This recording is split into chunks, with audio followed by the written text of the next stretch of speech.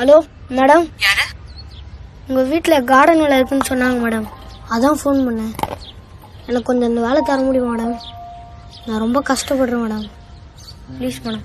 ஐயோ இல்லப்பா, ஏற்கனவே அந்த வேலைக்கு ஆள் சேர்ந்துட்டாங்க. 2 மாசம் ஆச்சு. அப்படியா மேடம்? நான் ரொம்ப நல்லா வேலை செய்வேன் மேடம். எனக்கு பாதி சம்பளம் இருந்தால் கூட போதும் மேடம், ப்ளீஸ் மேடம். வேண்டாம்ப்பா. மேடம், எனக்கு நீங்கள் ஒரு சான்ஸ் தாங்க மேடம். உங்கள் வீட்டையும் உங்கள் வீட்டை சுற்றியும் நான் நல்லா பார்த்துக்க மேடம். சாரிப்பா, என் வீட்டுல இருக்கிற பையனும் அவ்வளவு திறமைசாலி. அவனை மாத்த முடியாது. நீ போனை வச்சிரு.